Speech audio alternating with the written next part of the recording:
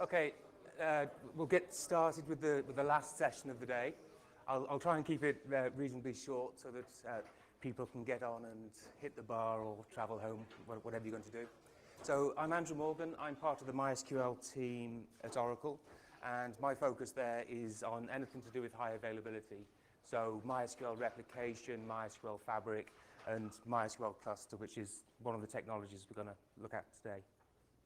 Okay, so the topic of my talk is SQL and NoSQL.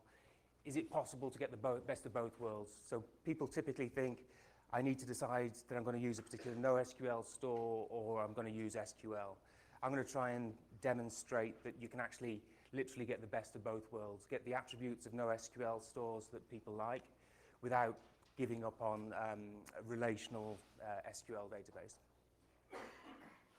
So this is going to be, this isn't going to be new information to most people, but to remind people of a couple of pieces of terminology for different kinds of NoSQL data stores that are out there.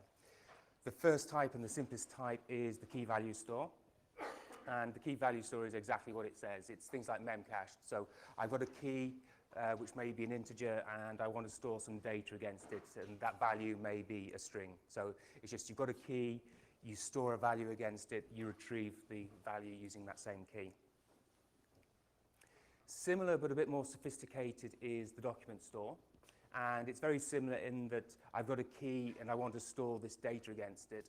But in this case, the data can be richer. So typically it would be a JSON document. So similar to XML, if you compare it to a relational database, you have things called collections, which are like tables. But what's different is that every row in that table could have a different schema when you're using a document store. And so it's very simple to use and set up because you don't have to define the schema, but obviously it can also be a bit chaotic as well because you don't have a schema telling you and enforcing what goes into the tables. And then graph databases, not going to delve into this much at all today. This is something more specialized where you store data at the nodes and on the relationships between the nodes. So that's a bit of a more special case, so we'll skip over that. So on the left-hand side here, we can see what are some of the attributes that people like about NoSQL data stores. So simple access patterns. So applications that are very often just, I've got this data and I want to store it and I want to retrieve the data. So nothing like joins, foreign keys, etc. People using NoSQL stores, they usually accept that they have to compromise on data consistency in order to get the best possible performance. And so you'll hear terms like eventual consistency. So basically, once when you write the data, someone else reads the data, they may see something different to what you wrote. And some applications that's okay, some it's not. Ad hoc data format, you don't have to define a schema ahead of time. And they tend to be very simple to operate. So to get up and running is very quick. You don't have to set millions of configuration parameters, etc. Conversely, what's still good about relational databases? Obviously, you can have much more rich queries. So you can have joins across scores of tables. You can have foreign keys. You've got the safety of ACID transactions, so your data's safe. You're going to read back what you've written. Has well-defined schemas, so you don't have the chaos of a document store where the application could store completely random data in each row. And because they've been around a lot longer, you tend to have a much richer set of tools. So as we go through this, I've got a scorecard, and I'm going to try and convince you that with MySQL, and in particular MySQL cluster, you can get all of those advantages of the NoSQL store while still having the benefits of a relational SQL database. Okay, so just a slight diversion before we get into the technology, just pointing out one of the issues that people very often hit when they think that a NoSQL store is the right answer for them. But then this is going to show a couple of problems that people tend to hit. So I've borrowed this from Sarah May. So I heard her do this a presentation where she presented on a lot of this. So she's one of the committers for the Diaspora social networking software. And for that project, basically, they were going with a document store. And this is the process they went through and then eventually reverted back and decided they had to go with the relational store instead. So this is a simplified view of a timeline where you have a user. A user has many friends. Those friends have many posts. The posts have comments, etc. And so relational model, we all know how to implement this. We'll create some tables. We'll have some foreign keys between those tables. And it fits in very nicely. But when people look at that, they think, yeah, but if I just want to render the timeline, I'm having to do all of these trips to the database. I'm having to do all of these joins. And so it's inefficient. I'm having to read the data sort of from lots of different places, read lots of different rows. It's a pain. Wouldn't it be better if I could just store the whole thing as a single data entity and read it all in one go? And so that's why they went with the document store, because they could model all of that as a single JSON document. And so it was very efficient to read out the timeline, because single read, you've got the entire timeline. So it seemed like a good idea, and seemed to fit into the document model well, where sort of each document can have different pieces of data in it. Each document is self-contained. You just fetch the entire document. It's got everything you need inside that document. But of course, it's a bit more complicated than that, that all of these entities that are shaded in red, they're actually people. And those people are themselves users. Those users have their own sets of friends. They have their own timelines, etc. You may have other data that you store against them, say the URL of their home page. You may have their photo. So if you follow this through with the document model, you should be storing that data against every one of these red boxes. So basically, you have the same data that's duplicated many, many times over your document model. And so, yeah, so that's showing the JSON, that each of those, what you'd really have to do if you're going to do it in a proper document way, Fred, you'd actually expand it, and as well as including his name, you'll include his URL, his photo, all of his posts, etc. So then you end up having a lot of duplication of data and sort of a huge amount of storage. And bear in mind that some of the biggest document stores, to get any kind of performance out of them, you have to have your entire working data set in memory. Then obviously when you're duplicating that data over and over, that becomes very expensive. But of course, you don't implement it like that. And so what people end up doing is, rather than storing the users within the document, they'll store a key that gets them to the user. And remembering here that this is effectively the application implementing their own foreign keys and joins. But they've got no foreign keys or joins from the database to help them. They've got no transactions to help them. So it gets quite messy. And then the final thing, just to make it even a bit more ugly, in the document store, if we go back to how it looks here, in a document store, you're actually consuming memory for each of these effectively column names. So for every attribute, every time you store it, you're storing the string commenter as well as the actual ID of the person making the comment. And so that's, again, very inefficient of memory. So what people end up doing is they'll actually go for, instead of having meaningful attribute names, they'll just go for very short ones. And then suddenly you're looking at this and thinking, do I really have that simple data model, simple access pattern that I was after? And so that's why that project then went and ripped all of the document store out and put relational database back in. Okay, so Mysql cluster. So this is the database that at present probably best meets the attributes that people want from NoSQL stores.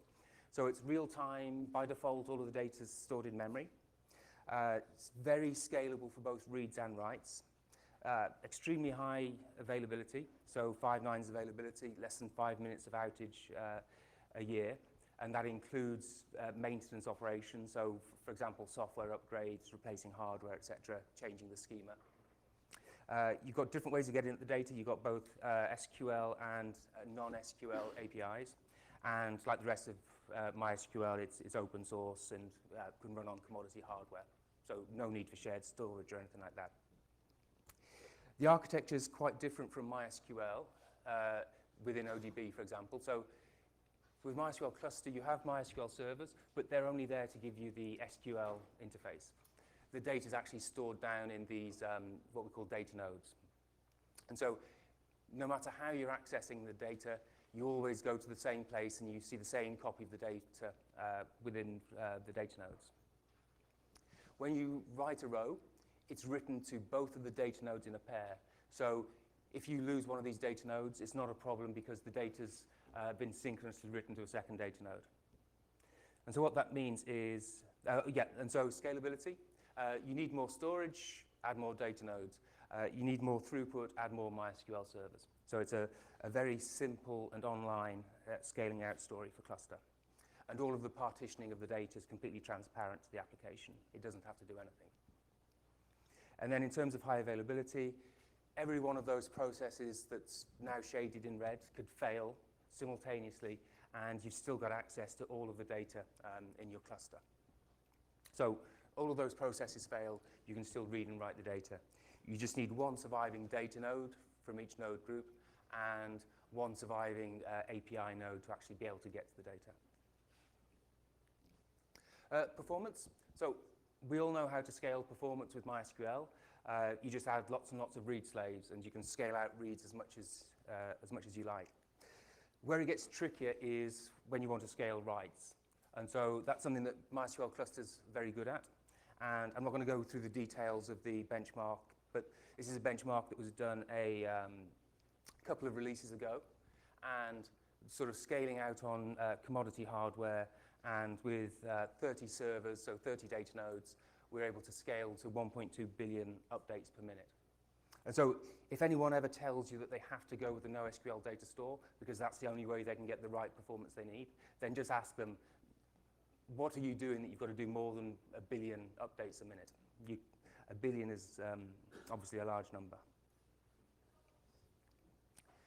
Tooling, I'm not going to go, don't have time to go into the details of all the tools that are available, but we have, for example, a nice auto installer. So it's a browser-based installer. You just tell it which machines you want the cluster to run on, and the installer will go and query each of the machines, find out what resources there are, and then it'll come up with a nice configuration and then automatically deploy the database across your servers. And then all of the regular MySQL tools like Workbench, for example, sort of those work with cluster as well. So you've got a rich set of tools. So at this point, I think we're scoring pretty well against what you need from NoSQL databases: scalable, highly performant, highly available, fairly easy to use. It could be simpler, but it's got a lot better, especially with the auto installer.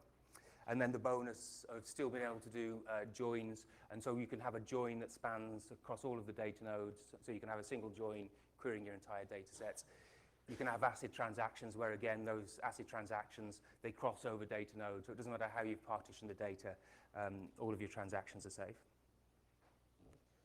Oh, but there's the other attribute, being able to get to the data without using SQL.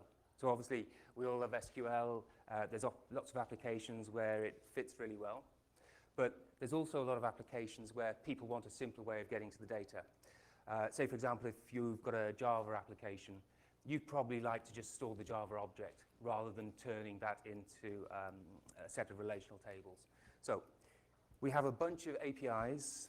So getting to the data nodes, the wire protocol is written in something that we call the NDB client library. And so whenever anyone's getting data from the data nodes, it always goes through this C++ API and then goes over the wire to the data nodes. If you're using SQL, then you have a MySQL server that that uses that library, and then you have all of the regular connectors sitting on top of that. But if you're using Java, then we have something called ClusterJ. If you're using JavaScript on Node, then we have an adapter you can use there as well. We also have a memcached API. So all of these different access methods, they're all getting to the exact same data. And you can mix and match. So for example, you could provision a user using SQL, and then you could query that user's data using a HTTP request, because they're all getting to the same data. An example of one of those APIs is the memcached API. And so here we're doing it in the simplest way. If you can't be bothered defining any kind of schema, you can have a key, which in this case is the town maidenhead, and a value that you store against it, which is the postal code. And then, so you just make that call to memcached, and memcached behind the scenes will write that to a MySQL cluster table, and you'll basically have one large table that contains all of the keys and all of the values. So completely schemaless if that's what you want.